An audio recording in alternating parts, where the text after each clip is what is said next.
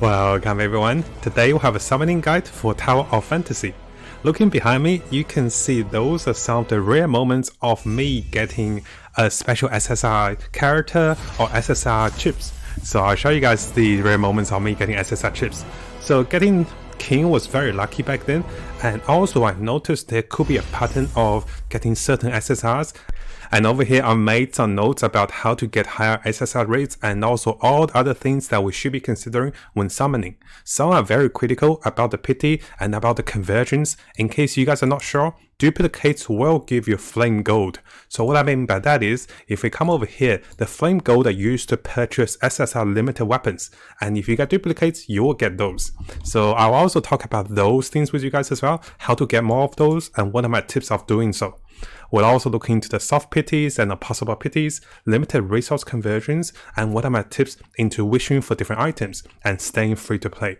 So we'll go through a lot of notes in this one, and hopefully I can make a good summary for you guys to explain things better and to give you guys better numbers and also better rates. Now, because this is one of my first SSR summoning and also gacha guide, I want to provide you guys with more information. So just bear with me if you have things that you already know, or if you have things you're not sure with, I'll try to explain them and I'll try to go through each point at a time. And if you do want to go for a particular point, make sure you use a timestamp to skip into the next part. And also for things that are not fully tested, that I'm not sure of, I'll have the title over here as not tested and also works on certain different games. So I have the highlights over here, so make sure you do have a look as you go through the dot points. So before we look at the summon rates over here, let's come over to the first point about how to get higher rates. I'm sure you guys are pretty curious about this, and I want to explain this properly. So the first point we want to look at, then we come over to the rates, is going to be single summons versus multiple summons. So single summons is when you summon one at a time. So for example, you click once here, and I'm just clicking just to show you guys. If I get anything special, I'll be really amazed, but usually you don't get anything special on the purple runner. So single summons is when you click once over here, and 10 times summons is basically when you click over here for the 10 times order. Now, what I have seen with some of the viewers and also some of the numbers is that it seems always better to do 10 times summons before you go to the final 10. So what that means is, let me give you guys an example over here. So if we come over to the limited summon, notice I'm at 70 to 80, and now I have the final 10. I know the 80th summon will give me an SSR with a chance of Nemesis. I'm saving for this one. I might make a video for this one very soon. I'm saving for a lot of crystals to do a big video. So between 70 to 80, you have 10 summons left. So it is always better to do 10 times summons before that. But during the 70 to 79, it seems to be better with rates to do single summons. Now, this is not fully tested, and this is the first of the suggestion idea that I have with some of the viewers, and it seems to be working with certain games like Genshin Impact and other similar gacha games. And we're still testing whether this works. But if you do have a chance, make sure you try this out and let me know if it works. It has worked on some of the viewers, and sometimes it doesn't work. So we're not 100% sure about this, but this is a really good idea to try because it doesn't take that much time. As you're summoning, you can skip the single summons, and you only take up to 9 summons from 70 to 79 to try to get a better rate. So what you're trying to do is, you're trying to get one more SSR before you get 80th summon. Now, if you do go 10 times multi-summon over here, they will guarantee 1 SSR. The chance of second SSR in 10 pool is very low. So we're trying to avoid the chance of getting duplicate of multiple SSRs in 10 summons. And this should technically help you with single summons, but this is to be tested as well. So the first things we want to know is there are multiple ways to summon for different characters and also different items. So there's a purple summons, there's a gold summons, and of course there is the red summons. Now those will be the major focus. There's also the chip summoning as well. So we'll focus on all of them. And what I want to do is, I want to provide you guys with more values and also more understandings than just the base values and also the rates presented over here. So over here, I have converted those rates into 3 categories. So there is the SSR weapon summon, SSR chip summon, and also SSR weapon summon for the purple Moculus. And those are the 3 categories you should be aware of. Whether for the gold ones or for the red ones, it's given 0.75% per summon. So if you're summoning from 1 to 79 summons, so together 79 summons, you will be expecting on average about 0.6 SSR. Now, what that means is, if you're summoning the golden banner over here, so if you're summoning for the gold, if before you get to 80, if you get any SSR, that means you're actually above average luckier, because you also get a guarantee on the 80th of summon. So those are pretty standard.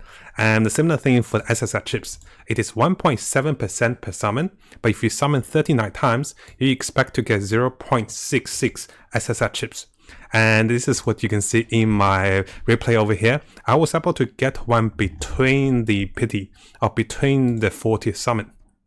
So over here you can see I'm currently on the 34th summon for the chips, and those are basically the rates I want to show you guys, so you guys have an expectation that if you do not get an SSR between 1 to 79, it is also okay. So this is more of our understanding to have a comfort in mind. So if we don't feel lucky, and if we don't get SSR before the 40th or the 80th guarantee, it is still okay, because those are the rates. Sometimes you get lucky, sometimes you don't. So those rates should help you guys feel better if you don't get lucky. But if you do get lucky, if you get multiple SSR during this time between 1 to 79, then you know you're better than most of the players in terms of luck, in terms of summoning during this run. Now, what is interesting with SSR weapon and also purple moculars is going to be over here. So those are over here, and those have some interesting rates. So the rates of those are 0.3%, which is less than half of the golden summons or the red summons. And for 100 summons, you expect to get 0.3 SSR. And it is pretty much expected you have to need 300 purple summons to get one SSR weapon on average. And those are pretty high. Pretty high numbers, right? But we do get a lot of the purple moculars. Again, those numbers are here to help you to not feel too bad if you don't get SSR after many summons, because you expected to summon like 300 times on the purple little banner, which is the one over here. So you expected to summon about 300 times to get one SSR, and don't feel bad if you don't get them for a while, because those have really low rates, and those also doesn't have any guarantee. Now that we had a look at the rates and also the first idea of the single summon versus 10 times summons, the next idea is common in some of the gacha games that are available on mobile phones and are also online, but sometimes they're not certain for this game, so we're not sure if this works for Tower Fantasy. In certain gacha games, if the server reset, then the rates are resetted, and this gives you a better chance of fresh opening of getting higher SSR or golden legendaries. So the server reset of Tower Fantasy is 5 AM.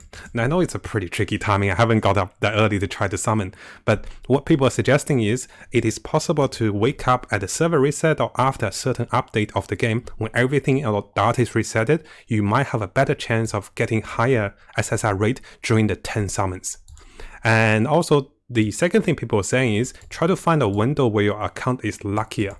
So this is with the purple mocular summon, and basically what people are saying is if you do get a purple summon on the moculars, which is actually quite rare, and once we get a purple SSR from the black moculars over here, what we do is then we come back to other summons and hoping this is the period of a time which our account is luckier.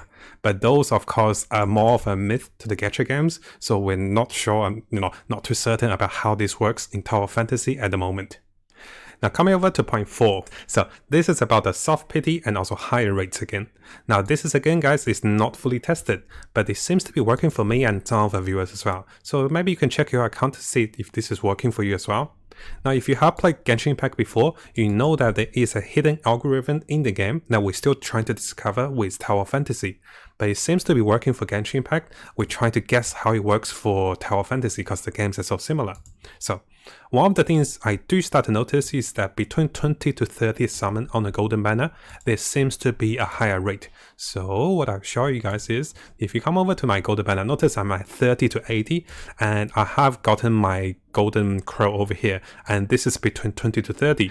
Now similarly, I was able to get my dual EM stars, Samir, about 20 to 30 summons at the first go. So the first time 20 to 30 summons, and the second time 20 to 30 summons.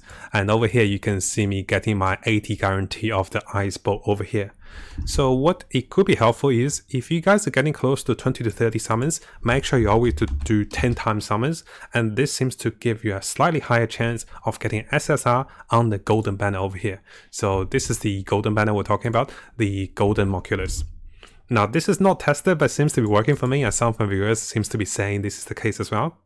The second thing to notice is for the red banner.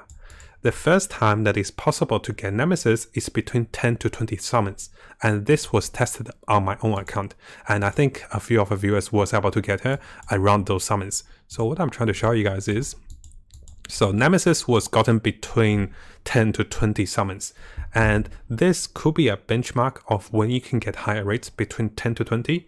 Now we're not sure if this is 100% the case, so do let me know guys, because I haven't gotten a second Nemesis, because I have only summoned 70 so far. I haven't got to my 90 summon, or 100 summon, which could have a better rate.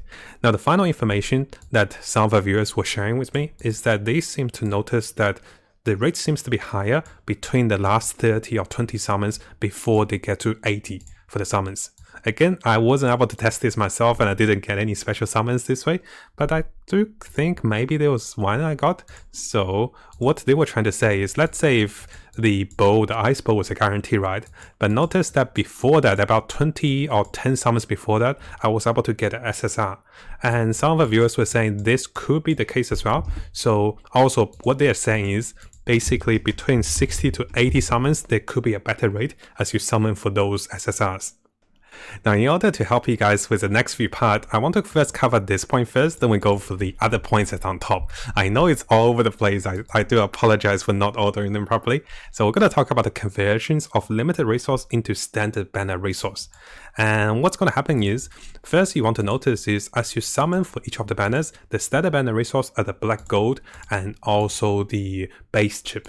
Now, if you do summon on the limited banner, you'll get flame gold and also, what I did click, and you'll get the overclock chips.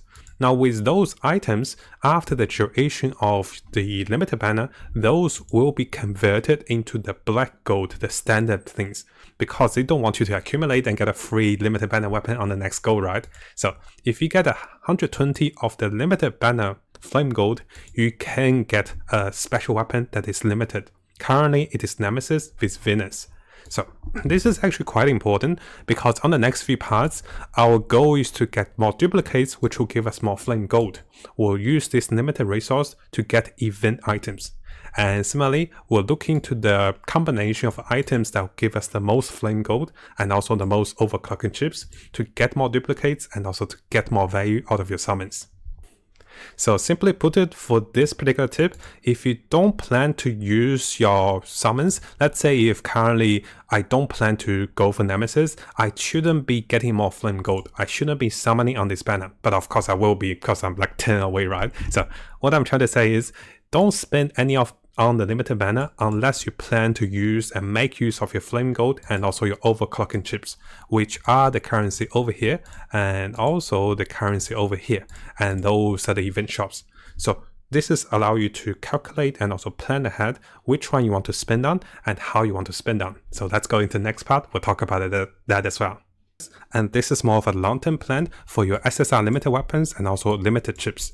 So what is happening over here is, you might see a lot of values over here. What I'm trying to calculate and give you guys a choice is, notice that with each summons you get black gold, and also here with each of the limited summons you get flame gold. Similarly, you'll be getting the base chips and also the flame chips or the overclocking chips. So the calculation over here basically does multiples of the shop purchase. We'll be looking into the limited store where you can purchase those items over here. And with all the limited items, you want to have a better calculation of how to get more value out of your summons. So for the SSR or limited weapons, we're looking to plan ahead for 80 multiples.